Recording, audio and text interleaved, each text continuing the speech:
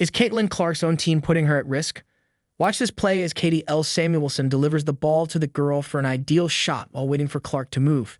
There's an issue despite the great chemistry between these two. Christie Wallace played 17 minutes and finished the game without scoring a point, whereas Samuelson only played 4 minutes against the Storm. Wallace has previously given less than stellar performances. Wallace is open when Clark tosses the ball to him on another play in a game versus the Sky, but Wallace misses the shot. This demonstrates unequivocally that Christie Sides is benching amazing talent that could be enhancing Clark's performance even further. It appears as though the Fever are purposefully not starting players who get along well with Clark on the court. This is unimaginable in the world of basketball.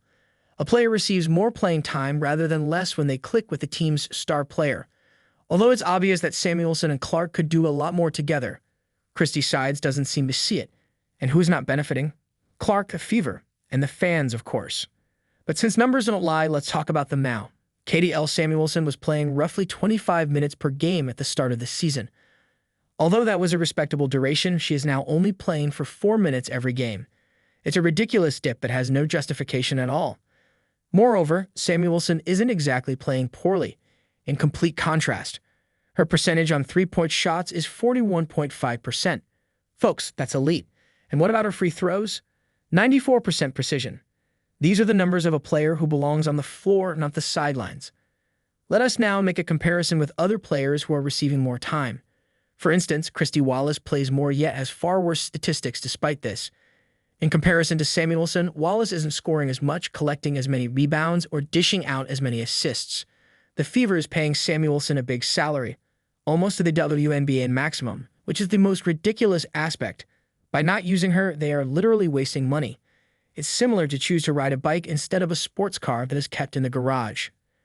You know who else is suffering as a result of this too? Clark Caitlin. Because Samuelson draws defenders, she might be getting perfect passes and having more room to shoot. In other words, playing better and more freely. Samuelson could end up becoming one of the top players on another club the following season if this keeps up. For the Fever, that would be a nightmare. We know how much she could add to Clark's success and the squad as a whole, so it's disappointing to see such ability going to waste. Before it's too late, the Fever's administration must wake up and recognize what a mistake they are committing. However, you're mistaken if you believe that's all the Fever is causing. Sides did something after the last game that really got under my skin. She said Caitlin Clark was to blame for the group's issues. Yes, she dared to suggest that Clark ought to shoot more and act more aggressively. But let's face it, Sides' approach is the issue here, not Clark. Clark plays against double and triple teams almost all the time. There's a tremendous defense going on for her. What assistance is Sides providing? Seemingly nothing. The coach isn't planning plays that will release Clark from these tough defenses. She isn't utilizing Clark's gravitas on the court or the attention she attracts from the other defense and open doors for other players.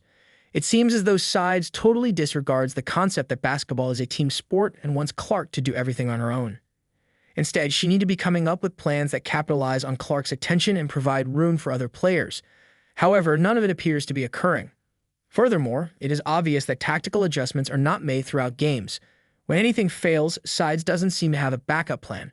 She persists in demanding plays that are clear-cut and simple to refute. The most annoying thing is that the Fever have one of the league's top players on the squad, but the coach doesn't seem to know how to utilize her to her full potential. If Clark had an offensive scheme that properly supported her, she could be stomping opponents even more. It's time for Sides to take responsibility for her actions and quit placing blame elsewhere. The Fever require inventive plays, a defined offensive philosophy, and a game plan that places Clark and her teammates in advantageous positions. The Fever will be squandering their extraordinary gift till that time. Consider it. It must suggest that other Fever players are opening up if Clark draws so much attention, right? However, where are the plays that capitalize on that? Swift passes to open players, quick cuts to the hoop, and off-ball motions to create space are what we should be seeing. However, what we witness are plays that are easy to defend and predictable. The Fever seem to be performing with one hand restrained behind their back. Clark is a superb passer with outstanding court vision. If the offensive scheme was set up for that, she could be giving her teammates amazing opportunities. Rather, it appears that the plan is to just pass the ball to Clark and hope for the best. If Clark had a system that actually supported her, just think of how powerful she could be. She can already do so much on her own and is incredible, but with the correct moves, she could easily be leading the team in assists and scoring 30 points a night. Seeing so much potential squandered is frustrating. Clark should be part of a system that leverages her abilities to provide chances for the team and places her in a position to succeed. Up to that point, the Fever are failing Clark, the team as a whole, and the supporters. Furthermore, it goes beyond Clark. These choices are harming other skilled players. For instance, Lexi Hall gets less playing time despite being a superior defensive player and getting along well with Clark. The Fever don't seem to appreciate the influence Clark is having on the WNBA, and that worries me. She is a phenomenon that is drawing more attention to the league and spectators than merely a gifted player. However, it appears like the team is working against her performance and not towards it. It's as though the Fever and Clark won the lotto, but instead of cashing in the ticket, they are keeping it in the drawer. Despite having one of the most entertaining athletes the WNBA has ever seen, they aren't taking the necessary steps to fully utilize their skill. The management must become aware of what is at risk and wake up. The goal is to lay a strong foundation for the team's and the league's future, not merely to win games now.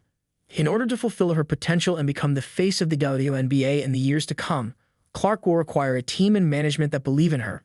The Fever need to reconsider their off-court and on-court tactics. In all honesty, Clark deserves a squad that is just as dedicated to success as she is, and the fans should get to witness the best of both her and the entire group.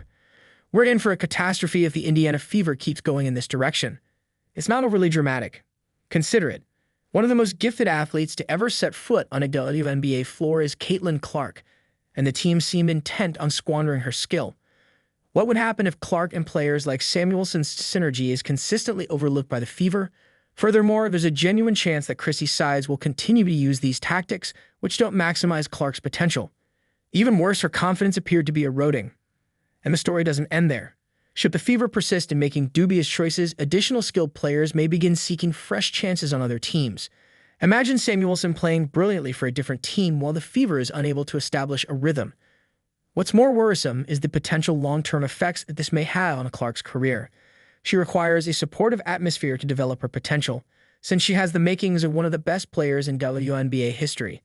Who can say that Clark won't look at other possibilities when she has the chance if the Fever doesn't offer that? Additionally, consider the fans.